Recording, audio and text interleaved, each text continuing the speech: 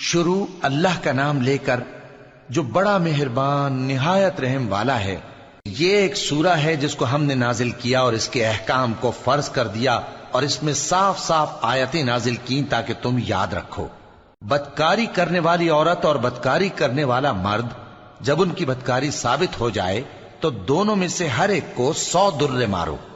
اور اگر تم اللہ اور روز آخر پر ایمان رکھتے ہو تو اللہ کے قانون کو نافذ کرنے میں تمہیں ان پر ہرگز ترس نہ آئے، اور چاہیے کہ ان کی سزا کے وقت مسلمانوں کی ایک جماعت بھی موجود ہو۔ بدکار مرد تو بدکار یا مشرک عورت کے سوا کسی سے نکاح نہیں کرتا، اور بدکار عورت کو بھی بدکار یا مشرک مرد کے سوا اور کوئی نکاح میں نہیں لاتا، اور یہ یعنی بدکار عورت سے نکاح کرنا مومنوں پر حرام ہے۔ اور جو لوگ پرہیزگار عورتوں کو بدکاری کا عیب لگائیں اور اس پر 4 گواہ نہ لائیں تو ان کو 80 درے مارو، اور کبھی ان کی شہادت قبول نہ کرو، اور یہی بد کردار ہیں۔ ہاں، جو اس کے بعد توبہ کر لیں اور اپنی حالت سنوار لیں تو اللہ بھی بخشنے والا ہے، مہربان ہے۔ اور جو لوگ اپنی بیویوں پر بدکاری کی تہمت لگائیں اور خود ان کے سوا اور گواہ نہ ہوں تو ہر ایک کی شہادت یہ ہے کہ پہلے تو 4 بار اللہ کی قسم کھائے کہ بے شک وہ سچا ہے، اور 5ویں بار یہ کہے کہ اگر وہ جھوٹا ہو تو اس پر اللہ کی لعنت۔ اور عورت سے سزا کو یہ بات ٹال سکتی ہے کہ وہ پہلے 4 بار اللہ کی قسم کھائے کہ بے شک یہ جھوٹا ہے، اور 5ویں دفعہ یوں کہے کہ اگر یہ سچا ہو تو مجھ پر اللہ کا غضب نازل ہو۔ اور اگر تم پر اللہ کا فضل اور اس کی مہربانی نہ ہوتی تو بہت سی خرابیاں پیدا ہو جاتی۔ اور یہ کہ اللہ توبہ قبول کرنے والا ہے، حکیم ہے۔ جن لوگوں نے یہ بہتان باندھا ہے وہ تمہیں میں سے ایک جماعت ہے، اس کو اپنے حق میں برا نہ سمجھنا، بلکہ وہ تمہارے لیے اچھا ہے۔ ان میں سے جس شخص نے گناہ کا جتنا حصہ لیا اس کے لیے اتنا وبال ہے، اور جس نے ان میں سے اس بہتان کا بڑا بوجھ اٹھایا ہے اس کو بڑا عذاب ہوگا۔ جب تم نے وہ بات سنی تھی تو مومن مردوں اور عورتوں نے کیوں اپنے دلوں میں نیک گمان نہ کیا، اور کیوں نہ کہہ دیا کہ یہ کھلم کھلا بہتان ہے؟ یہ بہتان لگانے والے اپنی بات کی تصدیق کے لیے 4 گواہ کیوں نہ لائے؟ تو جب یہ گواہ نہیں لا سکے تو اللہ کے نزدیک یہی جھوٹے ہیں۔ اور اگر دنیا اور آخرت میں تم پر اللہ کا فضل اور اس کی رحمت نہ ہوتی تو جس شغل میں تم منہمک تھے اس کی وجہ سے تم پر بڑا سخت عذاب نازل ہوتا، جب تم اپنی زبانوں سے اس کا ایک دوسرے سے ذکر کرتے تھے اور اپنے منہ سے ایسی بات کہتے تھے جس کا تم کو کچھ بھی علم نہ تھا، اور تم اسے ایک ہلکی بات سمجھتے تھے، حالانکہ اللہ کے نزدیک وہ بڑی بھاری بات تھی۔ اور جب تم نے اسے سنا تھا تو کیوں نہ کہہ دیا کہ ہمیں شایع نہیں کہ ایسی بات زبان پر لائیں؟ پروردگار تو پاک ہے، یہ تو بہت بڑا بہتان ہے۔ اللہ تمہیں نصیحت کرتا ہے کہ اگر مومن ہو تو پھر کبھی ایسا کام نہ کرنا، اور اللہ تمہارے سمجھانے کے لیے اپنی آیتیں کھول کھول کر بیان فرماتا ہے، اور اللہ جاننے والا ہے، حکمت والا ہے۔ جو لوگ اس بات کو پسند کرتے ہیں کہ مومنوں میں بے حیائی یعنی تہمت بدکاری کی خبر پھیلے، ان کو دنیا اور آخرت میں دکھ دینے والا عذاب ہوگا، اور اللہ جانتا ہے اور تم نہیں جانتے۔ اور اگر تم پر اللہ کا فضل اور اس کی رحمت نہ ہوتی تو کیا کچھ نہ ہوتا، مگر وہ کریم ہے، اور یہ کہ اللہ نہایت مہربان ہے، رحیم ہے۔ مومنوں، شیطان کے قدموں پر نہ چلنا، اور جو شخص شیطان کے قدموں پر چلے گا تو شیطان تو بے حیائی کی باتیں اور برے کام ہی بتائے گا۔ اور اگر تم پر اللہ کا فضل اور اس کی مہربانی نہ ہوتی تو ایک شخص بھی تم میں پاک نہ ہو سکتا، مگر اللہ جس کو چاہتا ہے پاک کر دیتا ہے، اور اللہ سننے والا ہے، جاننے والا ہے۔ اور جو لوگ تم میں صاحب فضل اور صاحب مال ہیں وہ اس بات کی قسم نہ کھائیں کہ رشتہ داروں اور محتاجوں اور وطن چھوڑ جانے والوں کو کچھ نہیں دیں گے، اور ان کو چاہیے کہ معاف کر دیں اور درگزر کریں۔ کیا تم پسند نہیں کرتے کہ اللہ تم کو بخش دے؟ اور اللہ تو بخشنے والا ہے، مہربان ہے۔ جو لوگ پرہیزگار اور برے کاموں سے بے خبر اور ایماندار عورتوں پر بدکاری کی تہمت لگاتے ہیں ان پر دنیا اور آخرت دونوں میں لعنت ہے، اور ان کو سخت عذاب ہوگا، یعنی قیامت کے روز جس دن ان کی زبانیں اور ہاتھ اور پاؤں سب ان کے کاموں کی گواہی دیں گے۔ اس دن اللہ ان کو ان کے اعمال کا پورا پورا اور ٹھیک ٹھیک بدلہ دے گا، اور ان کو معلوم ہو جائے گا کہ اللہ برحق اور حق کو ظاہر کرنے والا ہے۔ ناپاک عورتیں ناپاک مردوں کے لیے ہیں اور ناپاک مرد ناپاک عورتوں کے لیے، اور پاک عورتیں پاک مردوں کے لیے ہیں اور پاک مرد پاک عورتوں کے لیے۔ یہ پاک لوگ ان جھوٹوں کی باتوں سے بری ہیں اور ان کے لیے بخشش اور نیک روزی ہے۔ مومنوں، اپنے گھروں کے سوا دوسرے لوگوں کے گھروں میں گھر والوں سے اجازت لیے اور ان کو سلام کیے بغیر داخل نہ ہوا کرو، یہ تمہارے حق میں بہتر ہے، اور ہم یہ نصیحت اس لیے کرتے ہیں کہ شاید تم یاد رکھو۔ پھر اگر تم گھر میں کسی کو موجود نہ پاؤ تو جب تک تم کو اجازت نہ دی جائے اس میں مت داخل ہو، اور اگر یہ کہا جائے کہ اس وقت لوٹ جاؤ تو لوٹ جایا کرو، یہ تمہارے لیے بڑی پاکیزگی کی بات ہے، اور جو کام تم کرتے ہو اللہ سب جانتا ہے۔ ہاں، اگر تم کسی ایسے مکان میں جاؤ جس میں کوئی نہ بستا ہو اور اس میں تمہارا اسباب رکھا ہو تو تم پر کچھ گناہ نہیں، اور جو کچھ تم ظاہر کرتے ہو اور جو پوشیدہ کرتے ہو اللہ کو سب معلوم ہے۔ مومن مردوں سے کہہ دو کہ اپنی نظریں نیچی رکھا کریں اور اپنی شرمگاہوں کی حفاظت کیا کریں، یہ ان کے لیے بڑی پاکیزگی کی بات ہے، اور جو کام یہ کرتے ہیں اللہ ان سے خبردار ہے۔ اور مومن عورتوں سے کہہ دو کہ وہ بھی اپنی نگاہیں نیچی رکھا کریں اور اپنی شرمگاہوں کی حفاظت کیا کریں، اور اپنی آرائش یعنی زیور کے مقامات کو ظاہر نہ ہونے دیا کریں مگر جو اس میں سے کھلا رہتا ہو،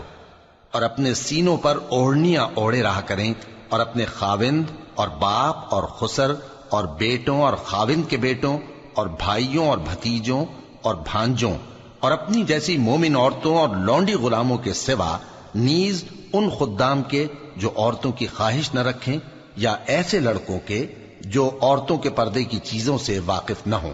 غرض ان لوگوں کے سوا کسی پر اپنی زینت اور سنگھار کے مقامات کو ظاہر نہ ہونے دیں، اور اپنے پاؤں ایسے طور سے زمین پر نہ مارے کہ جھنکار کانوں میں پہنچے اور ان کا پوشیدہ زیور معلوم ہو جائے۔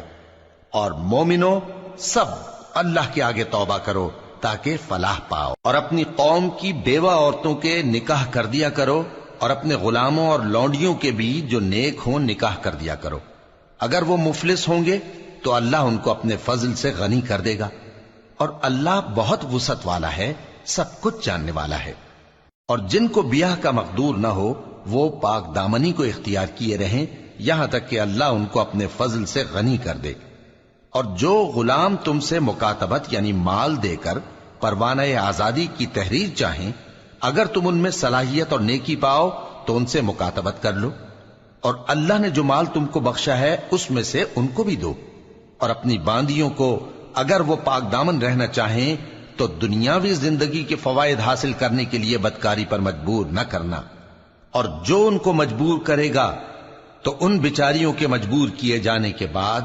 اللہ بخشنے والا ہے، مہربان ہے۔ اور ہم نے تمہاری طرف روشن آیتیں نازل کی ہیں، اور جو لوگ تم سے پہلے گزر چکے ہیں ان کی خبریں اور پرہیزگاروں کے لیے نصیحت۔ اللہ آسمانوں اور زمین کا نور ہے،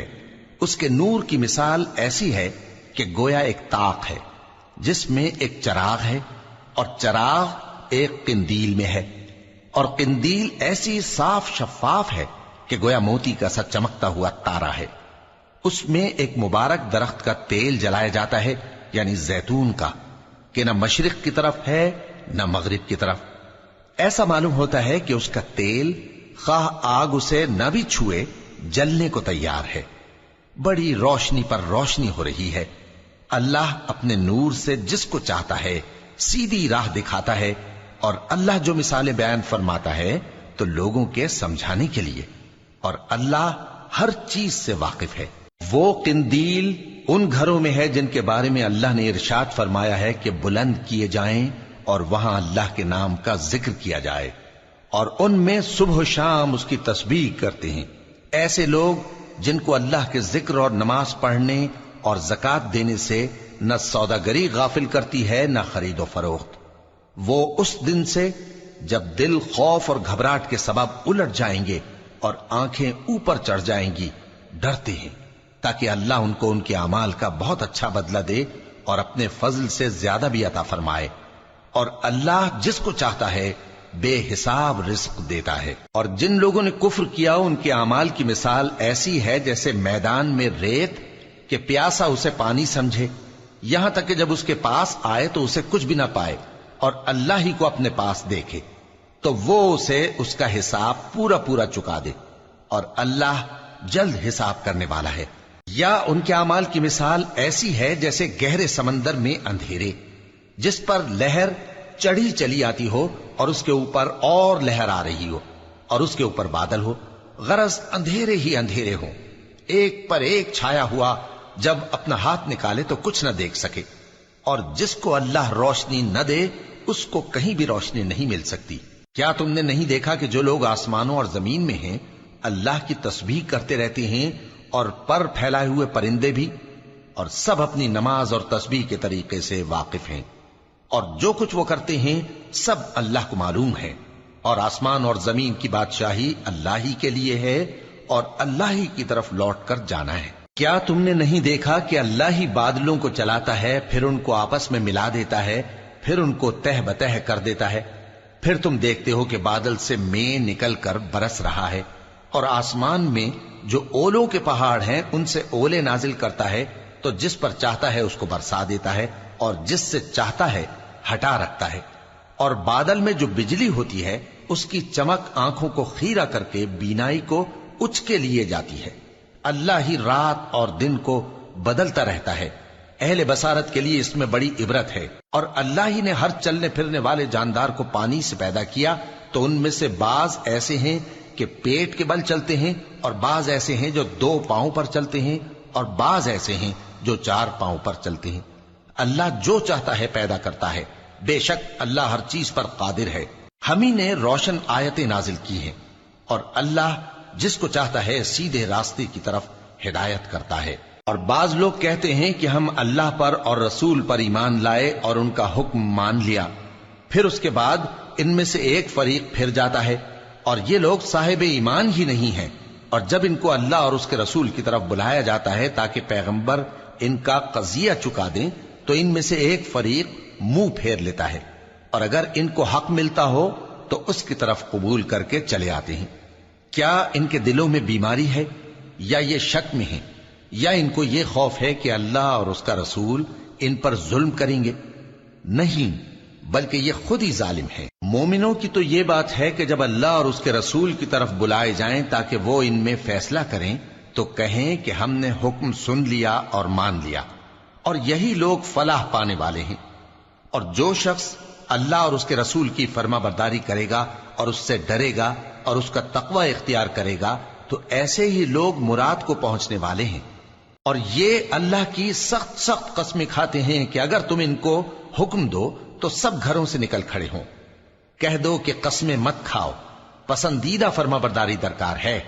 بے شک اللہ تمہارے سب اعمال سے خبردار ہے۔ کہہ دو کہ اللہ کی فرما برداری کرو اور رسول کے حکم پر چلو، اگر منہ موڑو گے تو رسول پر اس چیز کا ادا کرنا ہے جو ان کے ذمے ہے، اور تم پر اس چیز کا ادا کرنا ہے جو تمہارے ذمے ہے،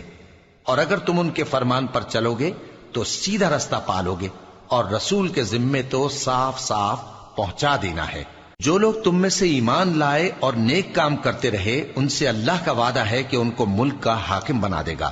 جیسا ان سے پہلے لوگوں کو حاکم بنایا تھا، اور ان کے دین کو جسے اس نے ان کے لیے پسند کیا ہے مستحکم و پائیدار کرے گا، اور خوف کے بعد ان کو امن بخشے گا۔ وہ میری عبادت کریں گے اور میرے ساتھ کسی چیز کو شریک نہ بنائیں گے، اور جو اس کے بعد کفر کرے تو ایسے ہی لوگ بد کردار ہیں۔ اور نماز پڑھتے رہو اور زکوٰۃ دیتے رہو اور پیغمبر کے فرمان پر چلتے رہو تاکہ تم پر رحمت کی جائے، اور ایسا خیال نہ کرنا کہ کافر لوگ ہم کو زمین میں مغلوب کر دیں گے، ان کا ٹھکانہ دوزخ ہے اور وہ بہت برا ٹھکانہ ہے۔ مومنوں، تمہارے باندی غلام اور جو بچے تم میں سے بلوغ کو نہیں پہنچے 3 دفعہ یعنی 3 اوقات میں تم سے اجازت لیا کریں، ایک تو نماز فجر سے پہلے، اور دوسرے گرمی کی دوپہر کو جب تم کپڑے اتار دیتے ہو، اور تیسرے عشاء کی نماز کے بعد۔ یہ 3 وقت تمہارے پردے کے ہیں، ان کے آگے پیچھے یعنی دوسرے وقتوں میں نہ تم پر کچھ گناہ ہے اور نہ ان پر کہ کام کاج کے لیے ایک دوسرے کے پاس آتے رہتے ہو۔ اس طرح اللہ اپنی آیتیں کھول کھول کر بیان فرماتا ہے، اور اللہ بڑا علم والا ہے، بڑا حکمت والا ہے۔ اور جب تمہارے لڑکے بالغ ہو جائیں تو ان کو بھی اسی طرح اجازت لینی چاہیے جس طرح ان سے اگلے یعنی بڑے آدمی اجازت حاصل کرتے رہے ہیں۔ اس طرح اللہ تم سے اپنی آیتیں کھول کھول کر بیان فرماتا ہے، اور اللہ جاننے والا ہے، حکمت والا ہے۔ اور بڑی عمر کی عورتیں جن کو نکاح کی توقع نہیں رہی اور وہ زائد کپڑے اتار کر سر ننگا کر لیا کریں تو ان پر کچھ گناہ نہیں، بشرطے کہ اپنی زینت کی چیزیں نہ ظاہر کریں، اور اگر اس سے بھی بچیں تو یہ ان کے حق میں بہتر ہے، اور اللہ سنتا ہے، جانتا ہے۔ نہ تو اندھے پر کچھ گناہ ہے، اور نہ لنگڑے پر، اور نہ بیمار پر، اور نہ خود تم پر کہ اپنے گھروں سے کھانا کھاؤ، یا اپنے باپ دادا کے گھروں سے، یا اپنی ماؤں کے گھروں سے، یا بھائیوں کے گھروں سے، یا اپنی بہنوں کے گھروں سے، یا اپنے چچاؤں کے گھروں سے، یا اپنی پھوپھیوں کے گھروں سے، یا اپنے ماموؤں کے گھروں سے، یا اپنی خالاؤں کے گھروں سے، یا اس گھر سے جس کی کنجیاں تمہارے ہاتھ میں ہوں، یا اپنے دوستوں کے گھروں سے۔ اور اس کا بھی تم پر کچھ گناہ نہیں کہ سب مل کر کھانا کھاؤ یا جدا جدا۔ پھر جب گھروں میں جایا کرو تو اپنے گھر والوں کو سلام کیا کرو، یہ اللہ کی طرف سے مبارک اور پاکیزہ تحفہ ہے۔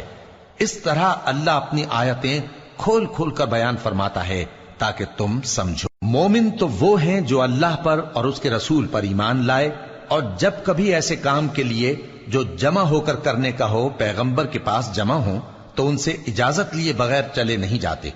اے پیغمبر، جو لوگ تم سے اجازت حاصل کرتے ہیں وہی اللہ پر اور اس کے رسول پر ایمان رکھتے ہیں، سو جب یہ لوگ تم سے کسی کام کے لیے اجازت مانگا کریں تو ان میں سے جسے چاہا کرو اجازت دے دیا کرو، اور ان کے لیے اللہ سے بخشش مانگا کرو، کچھ شک نہیں کہ اللہ بخشنے والا ہے، مہربان ہے۔ مومنو، پیغمبر کے پکارنے کو ایسا خیال نہ کرنا جیسا تم آپس میں ایک دوسرے کو پکارتے ہو، بے شک اللہ کو وہ لوگ معلوم ہیں جو تم میں سے آنکھ بچا کر کھسک جاتے ہیں۔ تو جو لوگ ان کے حکم کی مخالفت کرتے ہیں ان کو ڈرنا چاہیے کہ ایسا نہ ہو کہ ان پر کوئی آفت پڑ جائے یا تکلیف دینے والا عذاب نازل ہو۔ دیکھو، جو کچھ آسمانوں اور زمین میں ہے سب اللہ ہی کا ہے،